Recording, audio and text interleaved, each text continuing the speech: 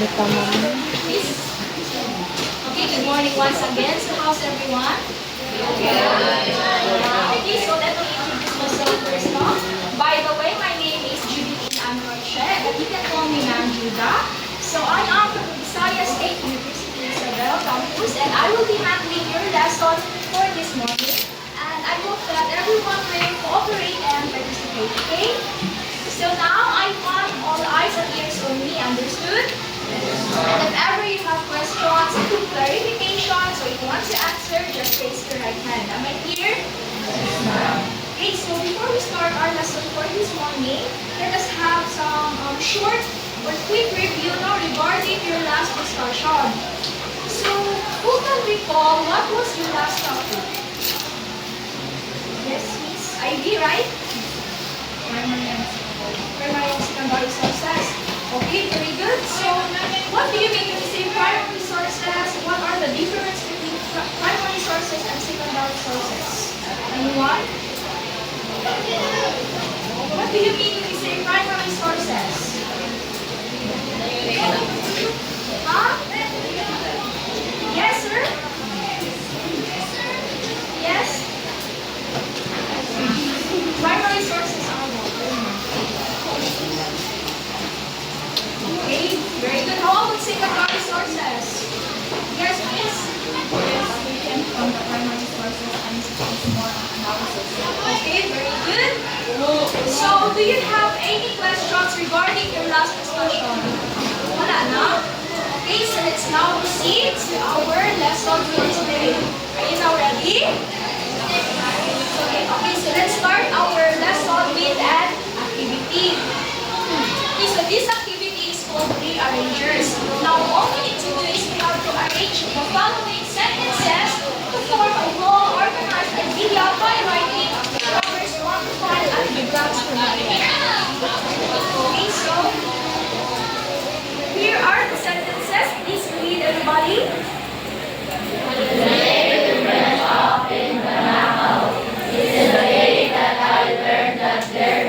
Surprising difference in temperature between the ground and the top of a mountain. My most vivid memory from childhood is traveling to top of Mount Kanahaw. It was warm on the ground that day, but it got colder and colder the higher we went up to the mountain. Indeed, it is my most unforgettable journey I ever had. Also, the lush bushes add color to our journey. Okay, so among the sentences, what do you think is the sentence that comes first? What do you think is the first sentence among these sentences? Please raise your right hand. Whoever now the answer. What is the first sentence that comes first between those sentences? Asa madihang ka po? Yes, sir?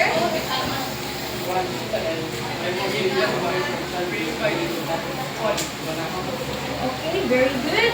How about what is... Okay, yes. Are you sure? Asa the fish? Can you read again?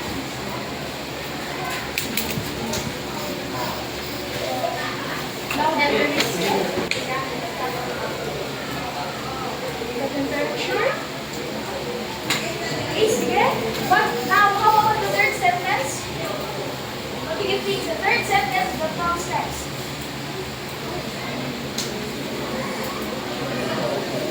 Yes, sir?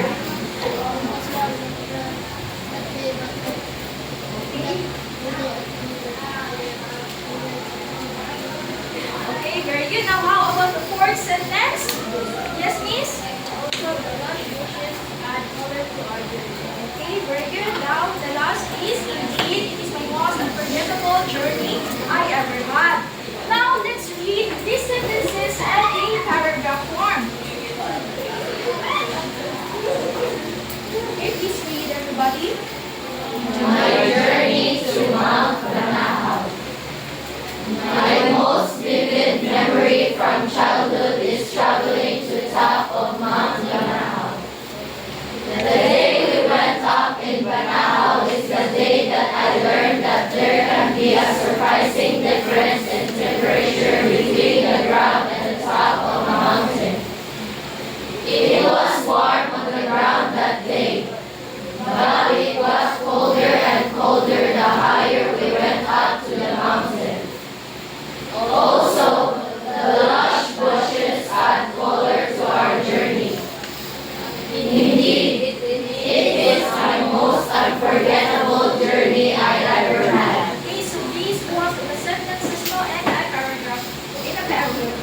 paragraph form.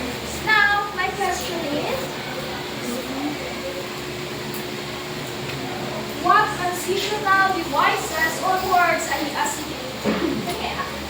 are used to act as bridges between sentences? Do you know what transitional devices are? I don't know what transitional devices are. This was taught to you when you were grade 7, right? Transitional devices. Connecting words, no? Words that connect sentences. What do you think? Are the words present here in our paragraph that connects the sentences? What are the transitional devices present? Please raise your right hand.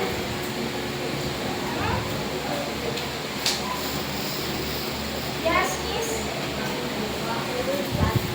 Yes, aside from that? Oh yes, aside from that, what other words are present in there?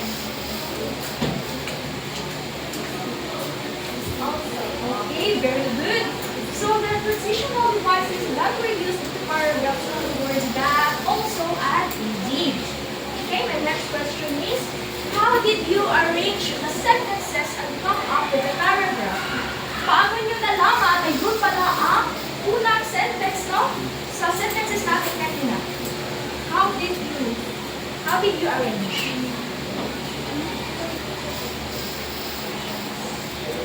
How did you arrange the sentences and come up with the paragraph?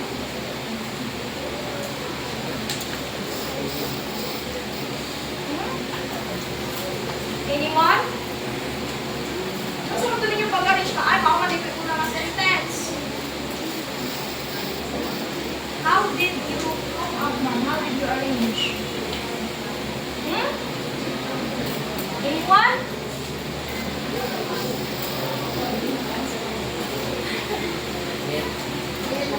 Huh? By analyzing. Okay, very good. By analyzing the order of events, right? Okay, very good. So now you were able to form a paragraph. So you are now set to explore more information about the topic as we go along our discussion. So now let's proceed to our topic for today. So our lesson for today is all about composing an effective paragraph. So I know now that writing paragraph is a common task we do in school, right? Sino na dito yung nakapagsulat ka ng paragraph? Okay, so almost all of you has already written a paragraph. Now the question is the paragraph you have written is effective ba? Yung mga naisulat yung mga paragraph noon, effective ba? Effective ba yung paragraph na sinulat nyo noon? Yes? Sure?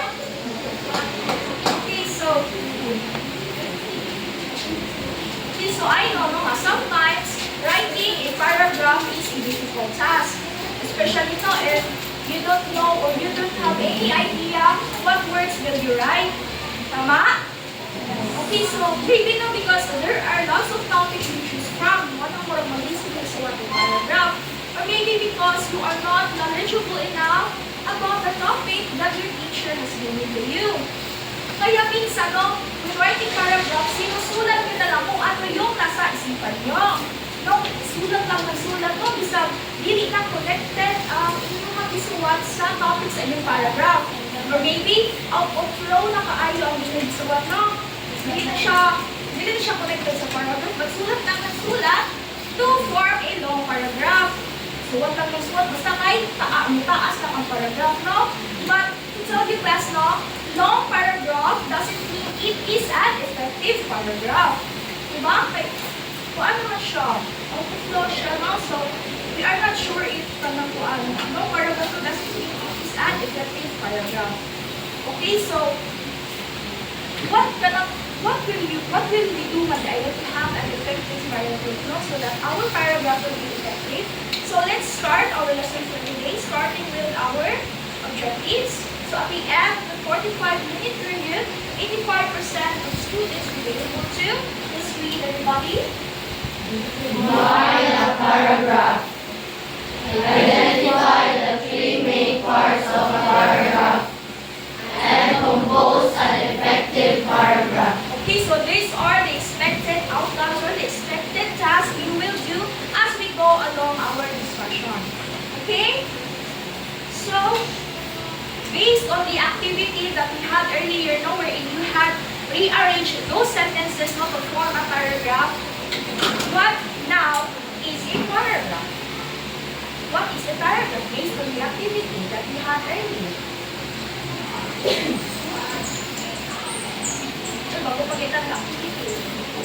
Oh, what do you think is a paragraph based from that activity?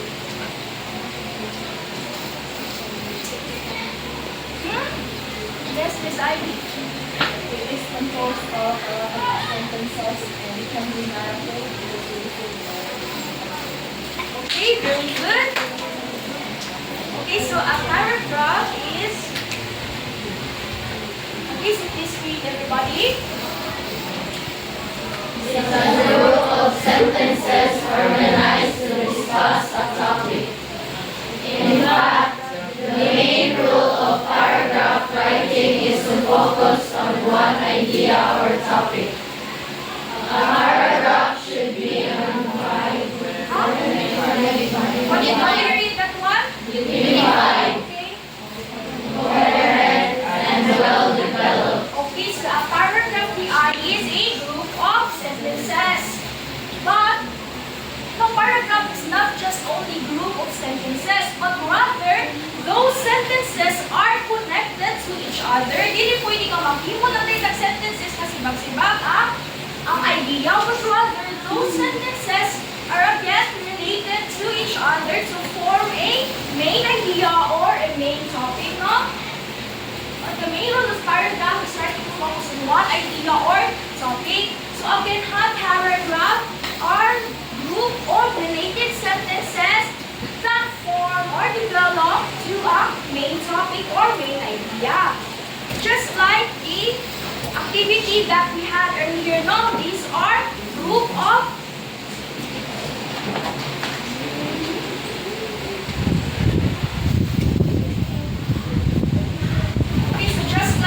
activity that we had earlier, no? These are related sentences to form a main idea. Now, what is the main idea or main topic of this paragraph? Okay, so the writer or the speaker's journey to Mount Banahaw. And a paragraph should be unified, coherent, and well-developed. So, we will discuss that later on, no, as we go along our discussion. Now, questions about paragraph. Kung sinabay ng ibog? None? Okay, so then let's proceed to the three parts of a paragraph. So, a paragraph, hindi lang siya ang related sentences, composed of 45 sentences, but also a paragraph has three parts. We have, number one, the topic sentence. Please read, everybody. Set the topic of the paragraph. It will serve as a guide for the writer to keep his or her writing under control. This is why the topic sentence is called the controlling idea of a paragraph. Okay, so when we say topic sentence, no, we have the keyword there, controlling idea. Controlling idea siya in a sense that the topic sentence is often written on the first part of a paragraph. When you ng topic sentence, siya ang nag-una sa paragraph. Siya ang first sentence. Now, controlling idea siya because first sentence pa lang, makahibaw na ta or alam na po natin kung ano yung paragraph and what is the content of the paragraph all about. And also, it helps readers, no? It guides readers about the flow of the paragraph. So again, topic sentence, no? Nag-una na siya. So, but as a reader, no, makahibaw na mo kung sa ang content, kung sa ang flow, sa paragraph, or sa ang topic sa paragraph by reading the topic sentence. Because it is written on the first part yun of the paragraph. No, it controls the paragraph. It controls the idea. For example, we have everybody? There are three reasons why I prefer walking to other physical activities. One reason is that walking can be done easily. I can do it anywhere at any time with no need for any equipment. Also, I prefer walking because it is good for the heart. I don't have to do much effort while walking. Lastly, I prefer this physical activity because it is safe. It is not as risky as other physical activities like swimming, racing, or biking. For all these reasons, I consider walking the best physical activity of all. Okay, so what do you think is the topic sentence of the paragraph?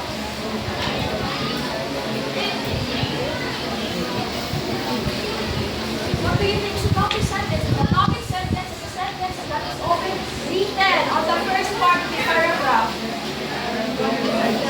Huh?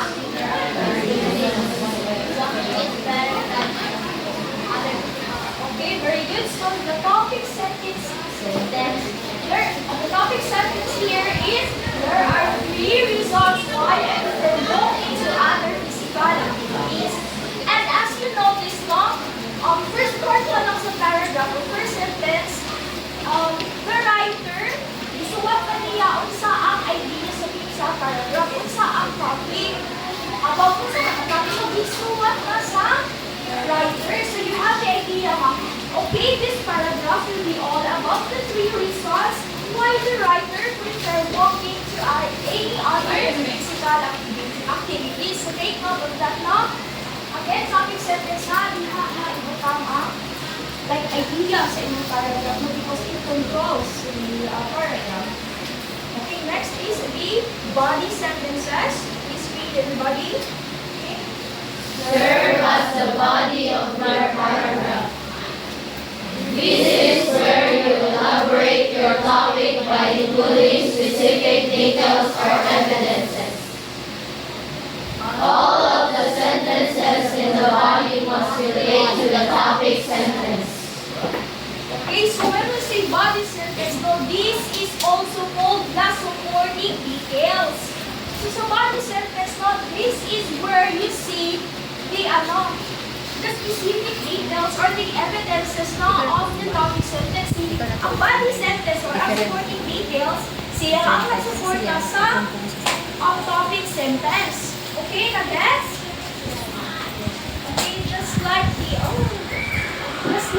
the paragraph we had, no, the topic sentence is usually seen on the sa tunga nga part, no?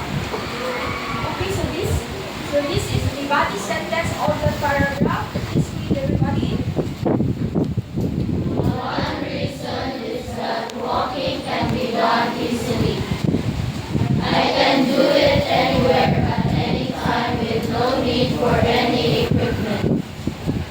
Also, I prefer walking because it is good for the heart. I don't have to do much effort while walking. Lastly, I prefer this physical activity because it is safe.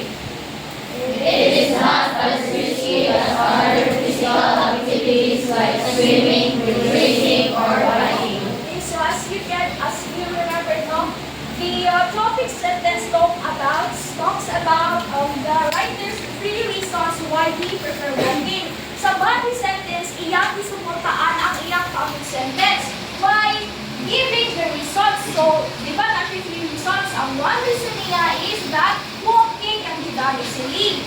Next reason is also, I prefer walking because it is good for the heart. And third reason is lastly, I prefer this physical activity because it is safe. So, gusto ko ipaan sa body sentence ang topic sentence kung what are the three reasons why the writer prefer walking. Okay, so last part of the paragraph, we have the concluding sentences. Please read, everybody. Which states what the topic of the paragraph is all about. It comes after all the details have been included in the body of the paragraph. Okay, so concluding sentence, no? These were states or sums up the topic of the paragraph. Nana dito ang tinibuk or the whole idea of the paragraph or what the paragraph is all about. So take note of these transitional devices, words, transitional devices that is used in summarizing, no? Or concluding. We have in conclusion, we have thus, hence, indeed, finally, therefore, consequently, in conclusion, to conclude as a result, in the end, for all these reasons. So those are the conclusion or mga words to use when concluding. Okay, so again, let's use the paragraph we had earlier, no? Please read. For all these reasons, I consider walking the best physical activity of all. Okay, so usually no concluding sentence na alagin na siya sa inalasa mo part sa paragraph. Na-gets? Sure? That's not best. Okay, so if ever no ma-confuse mo or you tend to forget the three parts of a paragraph, pwede po natin ihalintulad ang three parts of the paragraph sa isang hamburger. Now, who among you here nakakain na ng hamburger? Okay, so almost all of you know or all of you.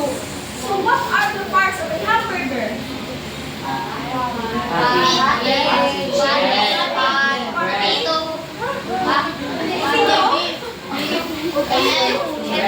We have the top bun, and then the fillings. We have here the fillings, maali ang patty, ang onion, ang lettuce, and the pantalon. And then we have the bottom bun.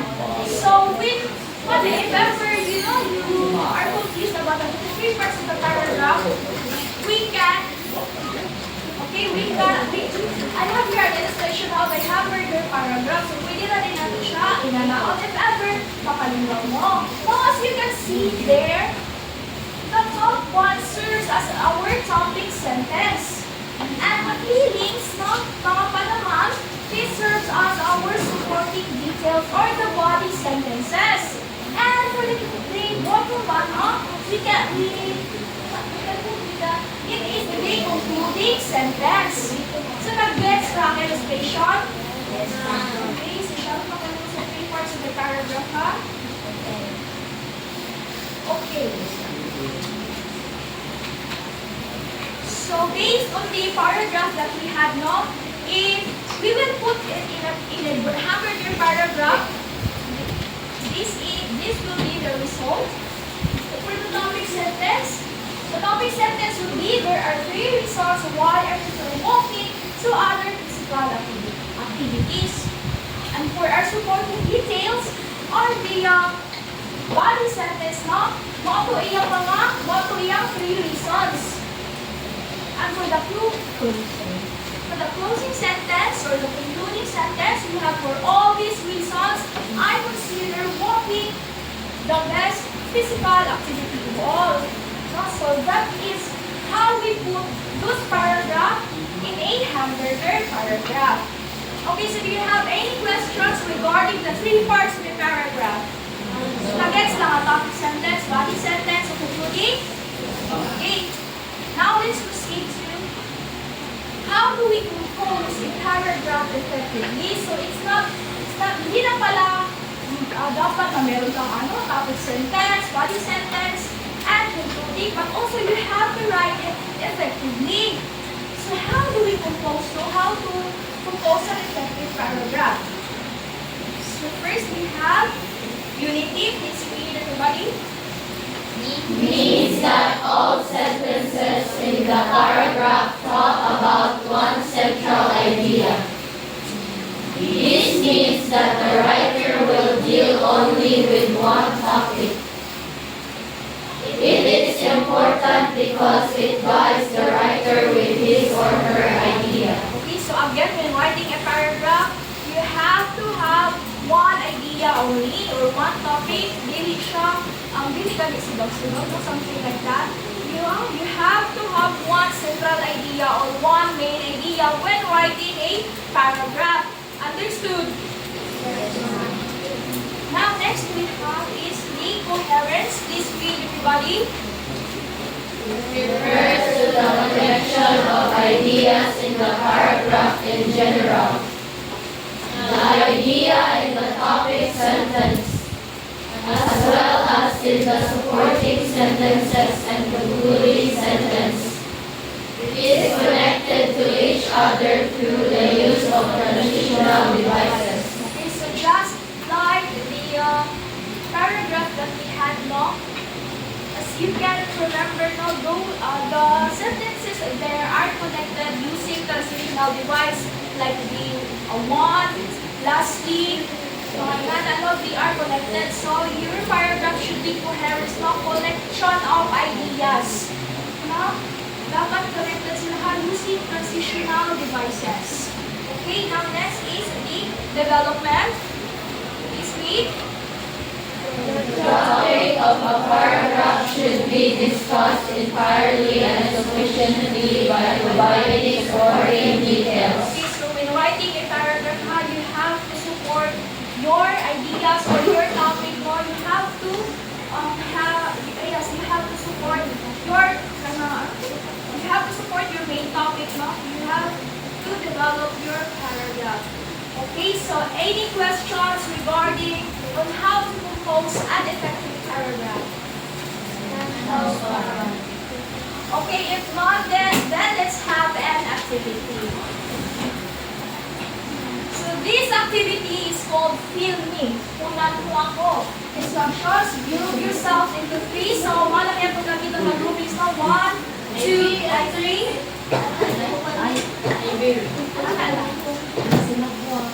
Now, you will be given I have your strips of sentences. Now, you will form this into a paragraph. You have to identify the topic, the body, and the concluding sentence. And then, later on, you have to paste your answers on the hamburger paragraph here. Okay? Now, gets na? Okay? Now, afterwards, now, have one member from each group to explain your answer. Now, if ever someone explain, you have to explain it briefly. So, when you say briefly, no, short and concise explanation only. Hindi lang tagas ng explanation, okay? Okay, so for group 1, here is your set of sentences.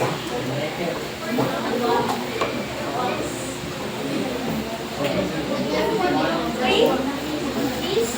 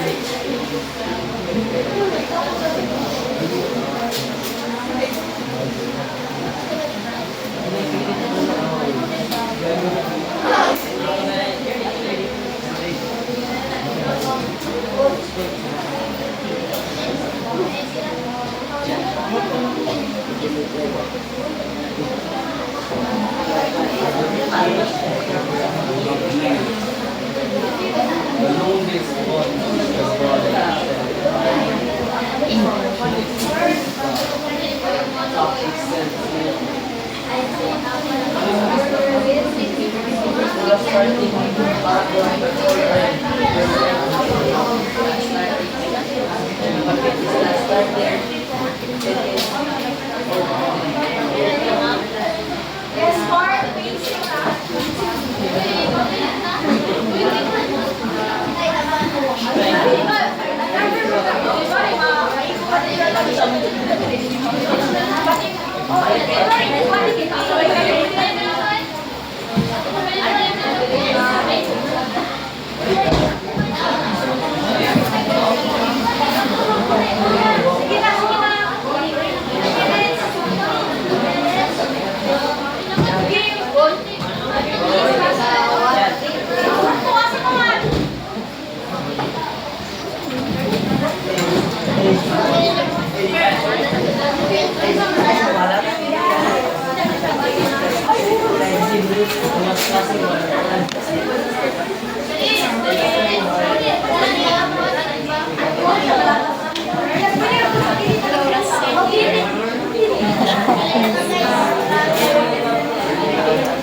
Very nice.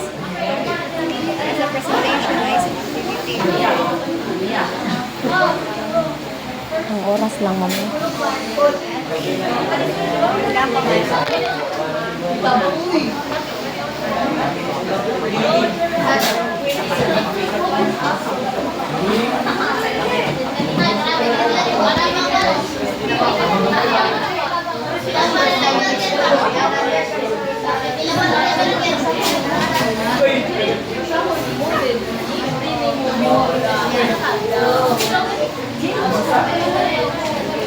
Inaano ko si ma'am. Result po po ang instructions. Si Roche.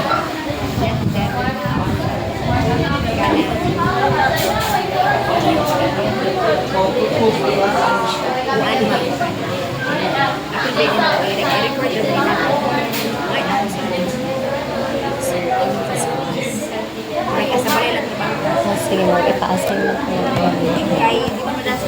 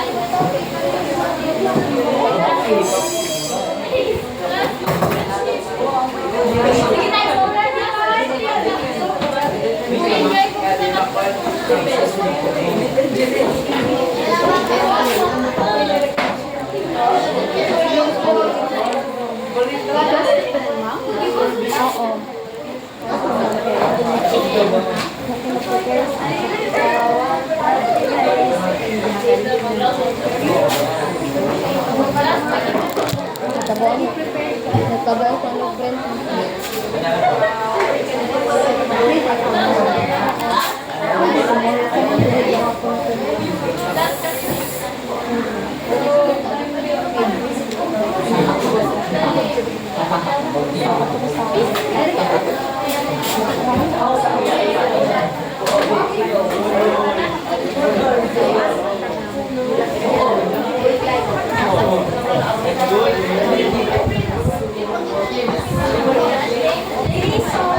Representative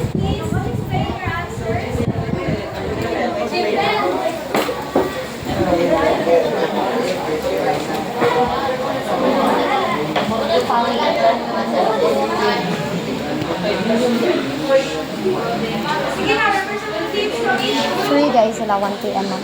Free sila. Hindi ako i-ask sa survey. Ah, sige.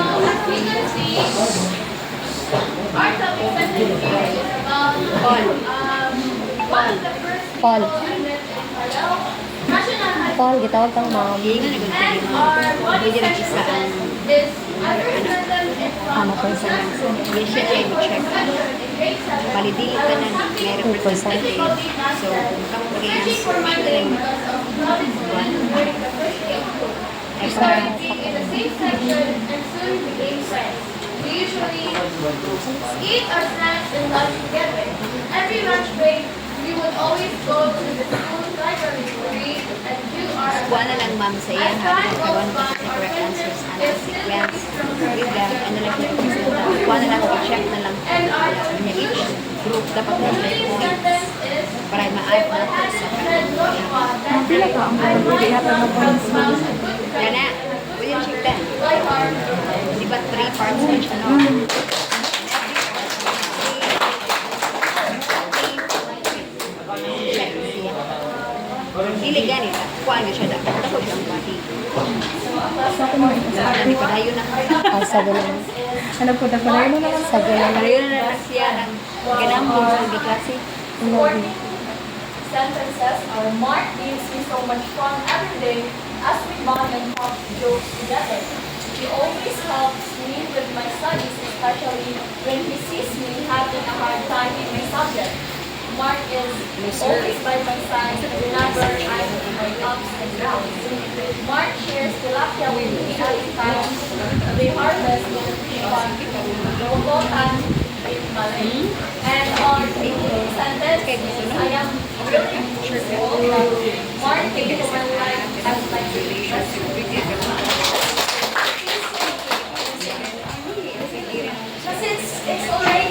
since it's already time, so I want to check my exam. Okay, so I think everyone got the correct answer. So each group will receive 10 points. Okay, so I hope we are all so I hope everybody knows it understood the topic. Nakasabot ang tanan? Wala na questions? Okay, that's a very good no? So for your assignment now, we will not be having quiz na lang kayo sa learning time. So your assignment now, please write or have a picture na lang siguro. So your assignment is choose one topic and compose your own paragraph based on your interest by applying what you have learned on this module. Write your answer on a one full sheet of paper. Okay na? Remember that will be that will be recorded in your thing. So make sure you have to pass it on tomorrow. Okay, and take note of the rubrics. This is the paragraph.